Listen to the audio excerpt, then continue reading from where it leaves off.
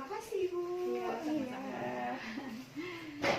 Bagaimana Tina kabarnya hari ini? Alhamdulillah baik Ibu. Iya, alhamdulillah. Apa nih kegiatan kamu akhir-akhir ini? Kan masih di rumah aja ya kondisinya. Oh ya, kamu gimana? Udah UAS? Ininya kuliahnya? Alhamdulillah sih ada yang beberapa, tapi ada juga yang belum. Soalnya UASnya tuh kayak bikin karya-karya ilmiah gitu. Oh gitu. Jadi lagi UAS ya? Iya, lagi. Lagi UAS kayak gitu. Iya. Kan kita kemarin udah ini ya Tina, udah membuat janji untuk konseling hari ini ya. Iya. Nah, tapi sebelum memulai konseling, mungkin saya akan sedikit menjelaskan tentang konseling dulu ya. Kamu kan sebelumnya sudah mengikuti konseling? Apa ini baru pertama kali? Baru pertama kali. Oh, baru pertama kali. Iya. Jadi konseling ini adalah pemberian bantuan dari konselor pada konseli agar konseli dapat menyelesaikan permasalahannya dan konselor menjadi fasilitator. Nah, konselor menjadi fasilitator di sini agar konseli dapat mengoptimalkan potensinya dan mencari alternatif solusi dari permasalahan konseli seperti itu. Seperti itu. Iya. Nah, dalam konseling juga ada beberapa asas yang bisa kita terapkan. Mungkin saya akan menjelaskan beberapa saja ya. Yang pertama yaitu ada asas kerahasiaan. Nah, dari namanya sendiri asas kerahasiaan dalam konseling ini, konseling ini bersifat rahasia. Jadi semua yang akan kamu ceritakan, semua yang akan kamu paparkan kepada saya hari ini akan bersifat rahasia dan hanya saya dan kamu saja yang akan tahu mengenai cerita ini. Jadi kamu nggak usah khawatir, cerita kamu ini bakal bersifat rahasia. Selanjutnya ada asas keterbukaan. Nah, kamu di sini dan kita sudah membuat janji, berarti kamu sudah terbuka dan juga ada asas kesukarelaan. Kamu sudah sukarela datang untuk mengikuti konseling ya. Jadi kamu siap sukarela untuk menceritakan permasalahan kamu dan menceritakan apa sih yang menjadi pikiran kamu akhir-akhir ini. Apakah ada yang ingin ditanyakan? Sepertinya tidak. Sudah cukup? Sudah cukup. Nah, kalau begitu kita langsung mulai saja ya ke sesi konselingnya. Baik. Bagaimana Tina? Apakah ada yang ingin kamu ceritakan atau kamu menjadi beban pikiran kamu akhir-akhir ini? Oh ya, dalam konseling apakah saya boleh mencatat? Silahkan. Terima kasih. Iya. Silakan Tina, ada yang ingin ceritakan? Baik Ibu. Jadi saya cerita dari awal nih Bu ya. Silakan. Orang tua saya, lebih tepatnya bapak saya, beliau kan sebetulnya sudah pensiun sejak 2 bulan yang lalu. Kebetulan, bukan 2 bulan yang lalu, sekitar 5 bulan yang laluan lah. Kebetulan kan beliau masih punya saya yang kuliah, jadi perusahaan masih memberi kebijakan gitu untuk bapak saya tetap bekerja di situ, hanya saja menjadi karyawan biasa, jadi bukan menjadi karyawan tetap lagi. Kayak kalau misalkan PNS tuh jadi honorernya lah, bukan jadi PNS-nya lagi. Nah, itu kan dengan alasan masih ada saya yang masih kuliah yang harus dibiayain. Baiklah, alhamdulillahnya perusahaan mengakses hal itu. Jadi bapak saya masih bekerja. Nah, akibat dari COVID-19 ini, perusahaan bapak saya mengalami penurunan yang lumayan drastis. Nah, maka dari itu karyawan-karyawan yang seperti bapak saya ini, yang honorer-honorernya ini, jadi di PHK lah istilahnya, diberhentikan dengan jumlah kurang lebih 36 orang. Itu kan lumayan besar ya untuk suatu perusahaan mem-PHK-kan karyawannya. Nah, dan berdampak pada ekonomi keluarga saya. Karena kebetulan juga ibu saya sudah pensiun juga dari PNS, yang artinya kan gaji pun tidak akan full lagi kan, jadi mendapatkan gaji pensiunan. Iya, jadi sangat berdampak ke biaya kuliah saya gitu. Jadi orang tua saya hanya mengandalkan uang sisa-sisa tabungan aja gitu Bu. Itu aja sih yang menjadi kendala saya sekarang ini. Oh, jadi yang bisa saya simpulkan dari cerita kamu ini, yang menjadi keresahan kamu mungkin ke faktor biaya kuliah ya, karena ayah kamu yang sudah tidak bekerja lagi ya sekarang, dan ibu kamu juga yang sudah pensiun. Jadi kamu memikirkan bagaimana nih kedepannya biaya kuliah. Apakah seperti itu? Betul Ibu. Nah, apakah kamu selama ini untuk biaya kuliah apakah hanya dari orang tua, ataukah kamu ada kakak atau siapa yang membantu dalam biaya kuliah kamu? Kalau untuk biaya kuliah per semester itu pure dari orang tua saya. Tapi kalau misalnya kayak kakak-kakak saya tuh hanya membantu dari sisi lainnya gitu. Kayak misalkan beli alat-alat kuliahnya lah, atau bayar praktek atau apa, itu baru dari kakak-kakak saya. Sedangkan kalau misalnya biaya kuliah per semester itu dari orang tua saya.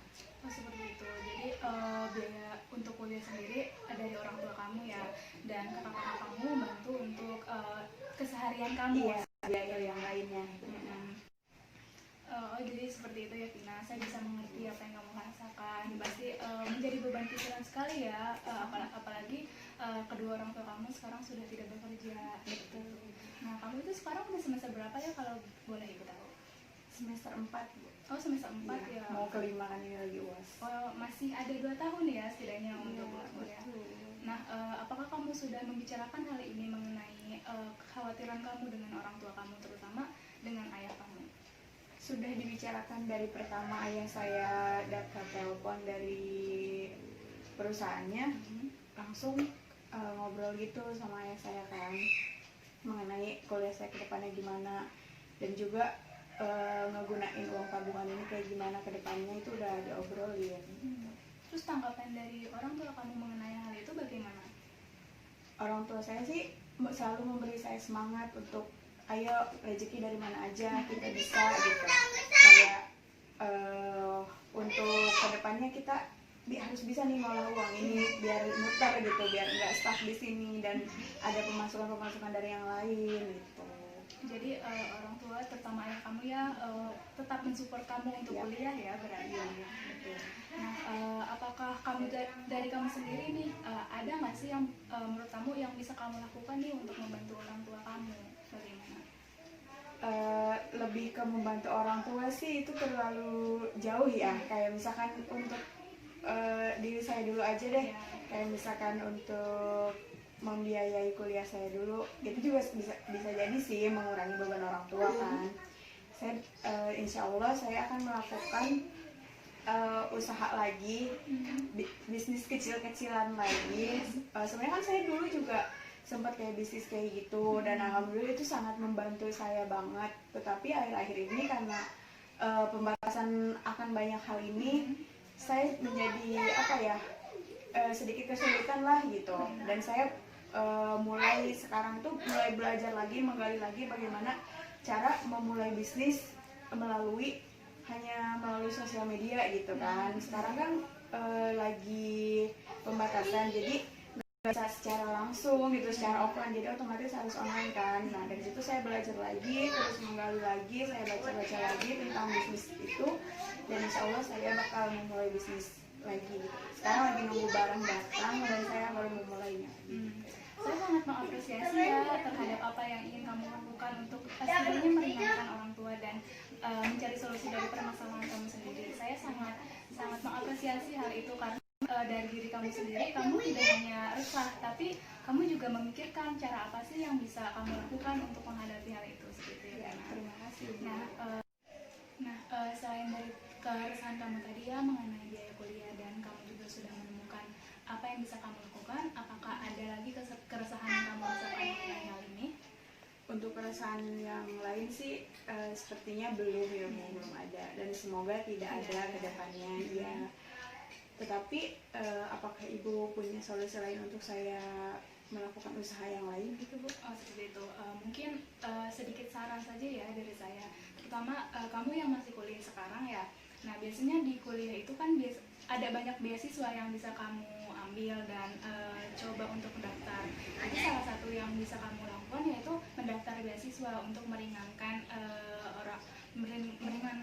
perekonomian keluarga kamu. Dan jika kamu nanti menerima beasiswa, setidaknya dalam segi UKT ya, UKT itu bisa lebih dimudahkan gitu tuh. Jadi selain kamu mau usaha sendiri untuk membantu orang tua, tidak hanya untuk diri kamu sendiri, kamu bisa untuk mendaftarkan beasiswa seperti itu. Biasanya di kampus-kampus ataupun dari luar kampus juga banyak beasiswa seperti PPA ataupun beasiswa swasta seperti itu. Itu tuh yang salah satu yang bisa kamu lakukan. Bagaimana menurut kamu, Vina? Boleh dicoba Ibu. Nanti saya akan coba-coba untuk mencari informasi. Memang sih banyak, cuma saya masih menganggap hal itu belum terlalu serius gitu. Sedangkan ketika saya seperti ini, ternyata itu loh hal yang saya butuhkan gitu. Nah, kedepannya saya akan mencoba untuk mencari informasi-informasi lain mengenai beasiswa. Jadi setelah kamu merasakan itu adalah suatu kebutuhan, kamu setidaknya bisa lah untuk mencoba hal itu ya. Saya sangat-sangat mengapresiasi sekali dan saya sangat salut sekali kepada kamu karena dalam permasalahan ini sebenarnya adalah hal yang cukup sulit ya pasti, terutama masalah ekonomi ya, dan orang tua gitu tuh. Ada rasa ingin membantu orang tua dan ada rasa juga saya harus seperti apa, tapi di sini kamu bisa tahu apa yang harus kamu lakukan dan itu tuh sangat mandiri sekali untuk usia kamu yang masih belia ini ya, mungkin di semester 4 ini. Semoga kamu bisa sukses selalu ya Vina ya. Makasih ya. Apakah ada hal lain yang bisa kamu ceritakan lagi atau yang ingin kamu ceritakan lagi?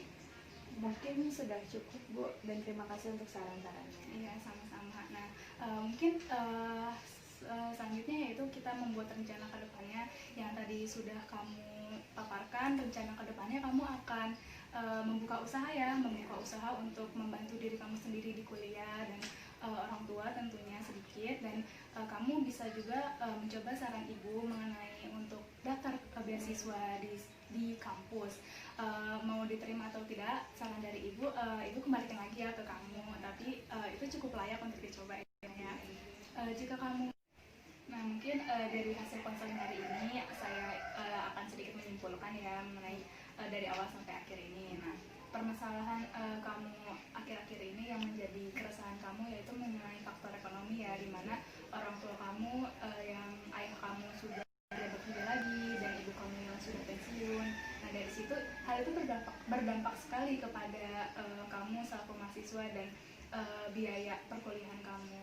Nah, kamu memikirkan bagaimana untuk kedepannya, sementara kedua orang tua kamu sudah tidak bekerja lagi, tapi dari ayah kamu masih mensupport kamu untuk tetap kuliah, dan kakak-kakak kamu juga di sini masih membantu kamu setidaknya untuk beli-beli perlengkapan kuliah seperti itu. Nah, kamu juga tadi dapat menemukan alternatif solusi di mana kamu akan membuka usaha, dan dari usaha itu kamu bisa membantu setidaknya untuk meringankan beban orang tua mengenai perkuliahan kamu.